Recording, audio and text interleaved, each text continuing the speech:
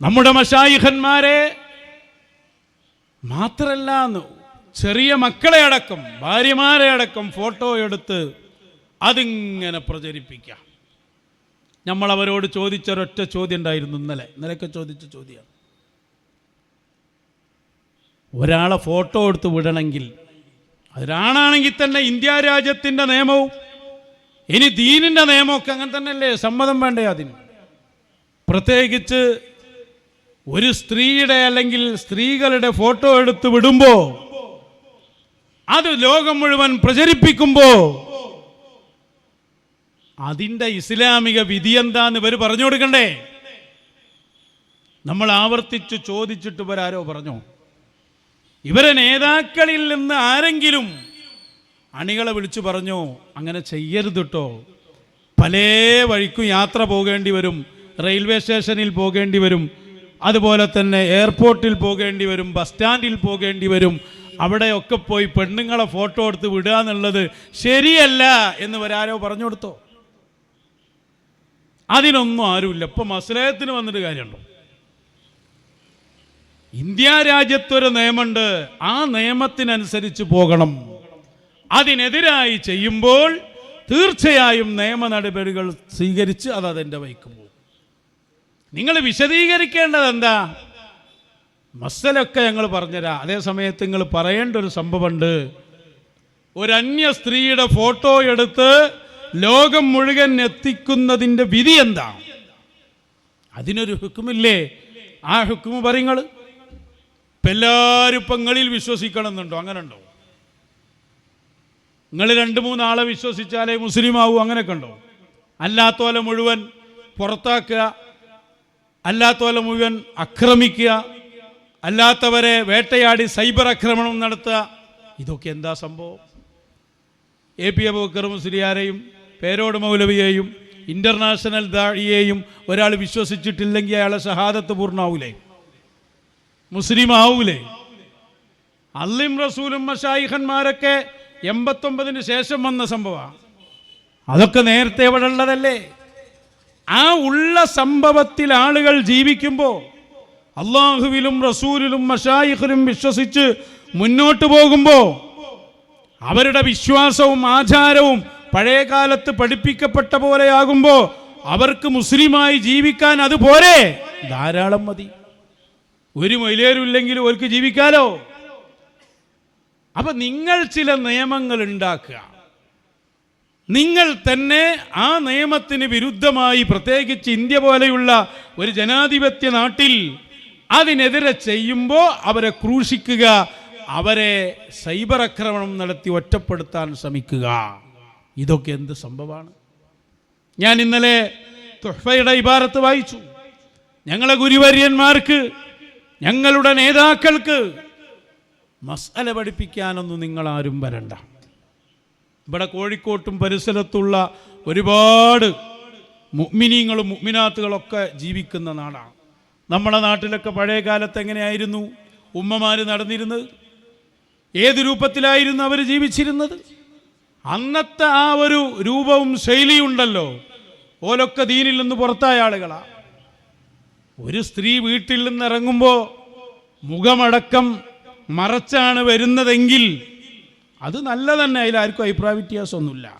അതേ സമയത്ത് ഒരു സ്ത്രീ പുറത്തിറങ്ങുമ്പോഴേക്ക് അഥവാ ഏതെങ്കിലും ഒരു അടിയന്തര ഘട്ടത്തിൽ മുഖം മറച്ചില്ല എന്ന് കണ്ട് അത് ശരീഅത്തിന് പുറത്തുള്ള ആശയമാണ് എന്ന് പറയാൻ ആരാ നിങ്ങൾക്ക് അധികാരം നൽകിയത്? അത് പറയേണ്ടത് ആരാ? ഇമാമിങ്ങളല്ലേ പറയേണ്ടത്. ഞങ്ങൾ കിതാബ് വെച്ച് വായിക്കുമ്പോൾ അതിനാ മറുപടി പറയേണ്ടത്. ഇന്നലെ ഞാൻ കോഴിക്കോട്ട് വെച്ച് വായിച്ചിരുന്നു മഹാനരായ ഇമാം ഇബ്നു ഹജറുൽ ഹൈതമിയുടെ തുഹ്ഫ. ആ തുഹ്ഫയിൽ സ്ത്രീകൾ പുറപ്പെടുമ്പോൾ എങ്ങനെ മഹാനവറുകൾ രേഖപ്പെടുത്തുകയാണ്. ഖാദിയാദിൽ നിന്ന് ഇജ്മാഇനെ ഉദ്ധരിച്ചുകൊണ്ട് പറഞ്ഞു, അലാ അന്നഹു ലാ യൽസമുഹാ ഫീ ത്വരീഖിഹാ സത്റു വജ്ഹിഹാ. ഒരു സ്ത്രീ അവളുടെ മുഖം മറക്കുക എന്നത് അവളുടെ വഴിയിൽ അവർക്ക് നിർബന്ധമില്ല. വ ഇന്നമാ ഹുവ സുന്ന, അത് സുന്നത്താണ്. ഇബ്നു ഹജർ തങ്ങൾ പറഞ്ഞതാണ്. പുരുഷന്മാരുള്ള വഴിയാണെങ്കിലും വഅലർ റിജാലി ഒള്ളുൽ ബസരി അൻഹുന്ന, പുരുഷന്മാർക്ക് നിർബന്ധമാണ്. അപ്പോൾ പുരുഷൻ അവിടെ ഉണ്ട്, മനസ്സിലായില്ലേ? ആ സ്ത്രീ വരുമ്പോൾ കണ്ണ് ചിമ്മണം. എന്നിട്ട് ഇമാം അവറുകൾ പറഞ്ഞു, നഅമ്മൻ തഹഖഖത് നദറ അജ്നബിയിൻ ലഹാ. നമ്മൾ പണ്ടേ വിശദീകരിച്ചതാ, നേരത്തെ പറഞ്ഞു തന്നതാണ്. പുരുഷന്മാരുള്ള വഴിയിലാണെങ്കിൽ പോലും അവൾക്ക് നിർബന്ധമില്ല, പുരുഷന്മാർ കണ്ണ് താഴ്ത്തിക്കൊള്ളണം. എന്നാൽ ഞാൻ അന്ന് ഉദാഹരണം പറഞ്ഞിരുന്നു, വഴിയിൽ ഒരു മുസ്ലിം ജമാഅത്തുകാരനുണ്ടായി, അല്ലേ?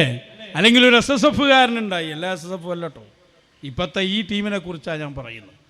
അപ്പോൾ പെണ്ണിങ്ങനെ പോകുമ്പോൾ അവൻ്റെ നോട്ടം ശരിയല്ല, അവൻ്റെ നോട്ടം വേറെ ലെവലില്ല. അപ്പോൾ ഉറപ്പായി ഈ പെണ്ണിന് ഇന്നാളിനെ പ്രത്യേകം നോക്കുന്നുണ്ട്. അതാ തഹഖഖത്ത് എന്ന് പറഞ്ഞത്. നളറ അജ്നബിയിൻ, വേറൊരാൾ നോക്കുന്നുണ്ട് എന്ന് ഉറപ്പായാൽ അപ്പം മുഖം മറക്കണം. അങ്ങനെ തന്നെയല്ലേ നമ്മൾ പറഞ്ഞ്, പഴയ കാലത്തൊക്കെ ഉമ്മാമ്മമാർ കൊടയും ചൂടിങ്ങനെ പോകുമ്പോൾ ഒരാളായിട്ട് സംസാരിക്കുമ്പോൾ ആ തട്ടം കൊണ്ട് മുഖം മറച്ച് അവരോട് നേരെ സംസാരിക്കും. അപ്പം അതോരോ ഘട്ടങ്ങളാണ്. തുഹ്ഫ നേരിട്ട് പറഞ്ഞ മസലയാണത്. ഇനി അതിന് തുഹ്ഫ നോക്കിപ്പോകൊന്നും വേണ്ട. നിങ്ങളെ വലിയ ഫഖീഹില്ലേ പൊന്മള അബ്ദുൽ ഖാദിർ മുസ്ലിയാർ, അയാളെ ഫതാവ മുഹിയുസുന്ന 32-ാം വാള്യം എടുത്തൊന്ന് നോക്കുക. ആ 32-ാം പേജ് അയാൾ പറയുന്നുണ്ട്, അന്യപുരുഷന്മാരെ അപേക്ഷിച്ച് ശരീരമാസകലം ഔറത്താണെന്ന് സിയാദി റളിയല്ലാഹു അൻഹു പ്രബലമാക്കിയത് ഇബ്നു ഹജർ റളിയല്ലാഹു അൻഹു പ്രബലമാക്കിയതിനെതിരാണ്. ഇബ്നു ഹജർ എന്താ പറഞ്ഞത് ഞാൻ വായിച്ചത് കേട്ടോളൂ. അന്യപുരുഷന്മാരെ അപേക്ഷിച്ചും മുഖവും മുൻകൈയും ഔറത്തല്ലെന്നാണ് ഇബ്നു ഹജർ പറയുന്നത്. ഇതല്ലേ ഞങ്ങളും പറഞ്ഞ്, നിങ്ങളെ ഫതാവ മുഹിയുസുന്ന. പക്ഷേ വെളിവാക്കുന്നത് കൊണ്ട് നാശം ഭയപ്പെടുമ്പോൾ മറക്കൽ നിർബന്ധവും വെളിവാക്കൽ കുറ്റവും. അതാണ് ഈ സന്ദർഭം. നേരെ മുന്നിൽ സംസാരിക്കുന്നു, അല്ലെങ്കിൽ നോട്ടം ശരിയല്ല എന്ന് കണ്ടാൽ ആ സന്ദർഭത്തിൽ നിർബന്ധമാകും. അപ്പം ഇത് നിങ്ങളെ ഫതാവയിലടക്കം പച്ച മലയാളത്തിൽ എഴുതി വെച്ചതാണ്. തുഹ്ഫ അനുസരിച്ചല്ലേ ഷാഫിഈ മദ്ഹബിലെ പ്രബലമായ കാര്യങ്ങളൊക്കെ ചെല്ലുന്നത്. അഭിപ്രായം ഫിഖ്ഹിൽ പലതുണ്ടാവും. നിങ്ങളെ പഴയ പത്രത്തിൽ തന്നെ എഴുതി വെച്ച ഒരു അഭിപ്രായം ഞാൻ വായിക്കാം. അവരുടെ മുഖങ്ങളെയും തലകളെയും ഒരു കണ്ണൊഴികെ മറ്റുള്ള എല്ലാ സ്ഥലങ്ങളെയും മൂടുപടം കൊണ്ട് മൂടലാകുന്നു വേണ്ടത്. അത് നിങ്ങളെ പത്രത്തിൽ എഴുതി വെച്ചതാ പണ്ട്. അപ്പം ഇതനുസരിച്ച് ഞങ്ങൾ ജീവിക്കും. ഇപ്പോഴുള്ള പർദ്ദയൊക്കെ മാറ്റിയിട്ട് സ്ത്രീകൾക്ക് 2 നോക്കാനുള്ള ഭാഗം ഉണ്ടാവില്ല, അതിൽ ഒന്നും അടക്കുക, ഒരു കണ്ണ് മാത്രം തുറന്നിങ്ങനെ പോവാം. ആ അഭിപ്രായം അനുസരിച്ച് ആ ജീവിക്കുങ്ങൾ. അപ്പോൾ ഫിഖ്ഹിൽ പല അഭിപ്രായം ഉണ്ടാവും. ഇമാം ഇബ്നു ഹജർ ഒരു കാര്യം പറയും. ഇബ്നു ഹജർ തങ്ങൾ മാത്രമല്ല 10ഓളം കിതാബുകൾ ഞാൻ അതിന് വായിച്ചു തന്നിരുന്നു. അത് ആവർത്തിക്കുന്നില്ല, തുഹ്ഫ തന്നെ ധാരാളല്ലേ. അപ്പോൾ ഇബ്നു ഹജർ തങ്ങൾ പറഞ്ഞത് പച്ചയായ സത്യം. ഇത് ഞങ്ങൾ എത്രയോ കാലം മുമ്പ് പറഞ്ഞിട്ടുണ്ട്. അതിനെ റദ്ദ് ചെയ്യാനോ അതിനെതിർക്കാനോ നിങ്ങൾക്ക് കഴിഞ്ഞിട്ടില്ല. അപ്പം നിങ്ങളിവിടെ രേഖപ്പെടുത്തേണ്ടത്, അങ്ങനെ ഒരു സ്ത്രീ നടന്നാൽ ആ സ്ത്രീയുടെ ഫോട്ടോ എടുത്ത് ലോകം മുഴുവനും എത്തിക്കുന്നതിൻ്റെ ഹുക്കുമെന്ത്?